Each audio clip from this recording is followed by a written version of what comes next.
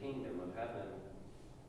But whoever obeys and teaches these commandments will be called greatest in the kingdom of heaven. The gospel of the Lord. Praise to you, Lord, and Jesus Christ.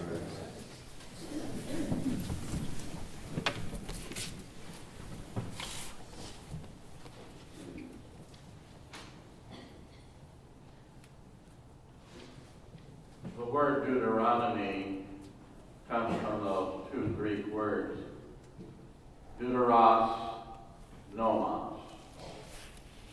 Deuteros, nomos, the second law, or better put, the second reading of the law, or even better, a second reflection on the law. Much of Deuteronomy goes back to the time of Moses, when he gave these speeches to the people before entering the promised land. But there are parts of Deuteronomy that are much later, and they would have been written in order to remind the people in the Babylonian exile. Remember, Moses was 13th century.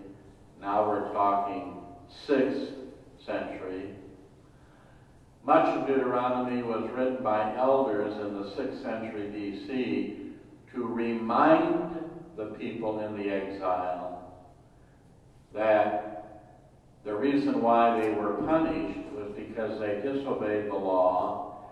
And now, as we are returning from the exile back to the promised land, we need to reflect once again on the importance of the law and to teach our children the importance of the law.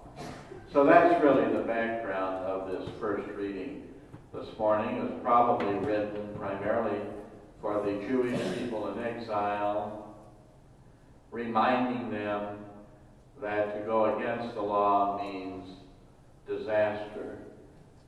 To live the law is salvation. What is law? Well, in Thomistic philosophy and theology, it's the eternal plan God has for all of us. It's His plan, His will. The law is the will of God. It's the revealed will of God. And it's also the wisdom of the human race. The classic definition of law is an ordinance of right reason established for the common good and promulgated.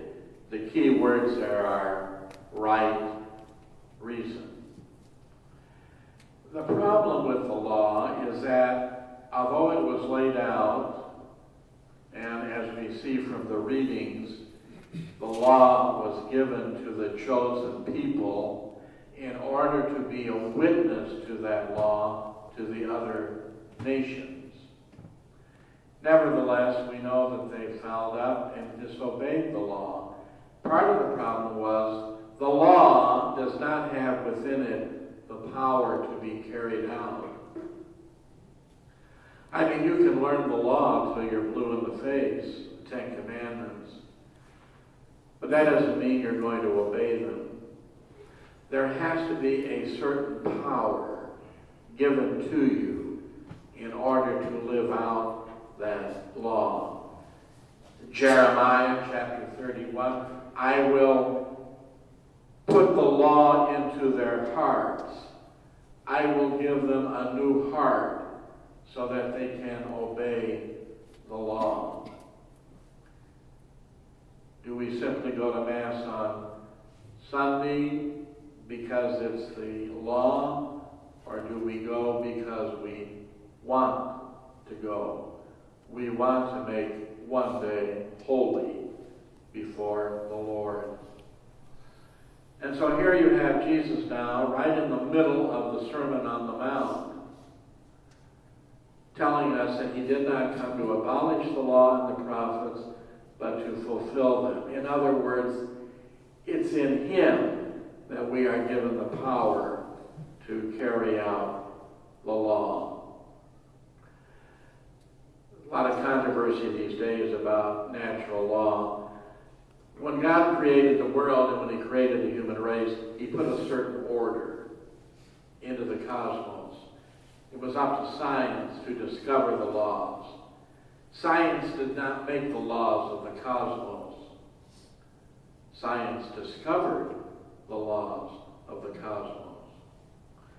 When God created human nature, he put order in that human nature. And we as humans, we don't become a law unto ourselves. We don't create laws for ourselves. We discover the laws that God has put in that human nature. And so the gospel today encourages us to be obedient to God's law. It's talking now about the Ten Commandments, which are not only revealed law, but also natural law. But we need the sacraments to help us to obey that law. We will never be happy, we will never be truly human if we do not obey the laws that God has given to us. The revealed will of God, the wisdom of the human race.